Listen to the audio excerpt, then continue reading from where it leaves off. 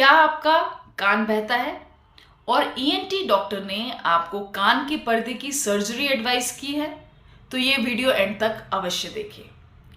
कान बहना यानी कि कान से किसी भी तरह का डिस्चार्ज होना, चाहे वह पानी का डिस्चार्ज हो, चाहे पस का डिस्चार्ज हो, चाहे पस के साथ खून का डिस्चार्ज हो, ये कान की एक बहुत ही कॉमन कंडीशन होती है जिसे हम मेडिकल टर्मिनोलॉजी में नाम देते हैं CSOM यानी कि क्रॉनिक सुपरेटिव ओटाइटिस मीडिया का।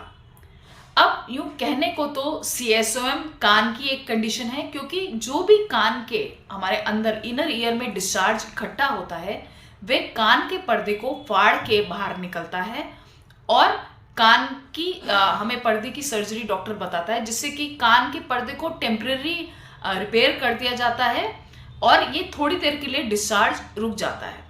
लेकिन CSOM का जो मेन कॉज है वो लाई करता है हमारी ENT एरिया, यानी कि ईयर नोज थ्रोट। हमारा जो नाक, कान और गला है वो अंदर से बहुत अच्छे से कनेक्टेड होता है। इस एरिया का कोई भी पुराना इन्फेक्शन, जैसे कि पुराना जुखाम या पुराना नज़ला जिसे हम साइनोसाइटिस भी कहते हैं, या गले और कान का कोई भी क्रॉनिक इन्फेक्शन जिसकी वजह से ये डिस्चार्ज बार बार अंदर एक्यूमुलेट होता है और कान में पहुंचकर कान के पर्दे के थ्रू रास्ता बना देता है। तो जो मेन कॉज है CSOM का वो ENT एरिया की वजह से होता है। तो अगर हमने कान के पर्दे की सर्जरी करवाई है लेकिन उसके बाद डिस्चार्ज बंद हो जाता है टेम्परेली, लेकिन क्योंकि कॉज ENT में होता है तो ये डिस्चार्ज दोबारा एक्यूमुलेट हो जाता है और दोबारा से कान के पर्दे को फाड़ के बाहर निकल सकता है। तो बार बार जो है हमें कान बहने के एपिसोड्स देखने को मिलते हैं।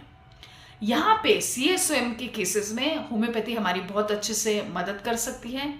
होम्योपैथी में हमारे पास काफ़ी सारी मेडिसिन हैं जिससे हम कान के मवाद या पस या पानी को तो सुखा ही सकते हैं, साथ ही साथ जो अंदर की अंडरलाइंग क्रॉनिक कंडीशन है ENT एरिया को, उसको भी हम मेडिसिन के द्वारा ट्रीट कर सकते हैं। उससे हम उसको हील कर सकते हैं और परमानेंटली इस क्रॉनिक CSOM की कंडीशन से निजात पा सकते हैं। Choose homeopathy, choose life.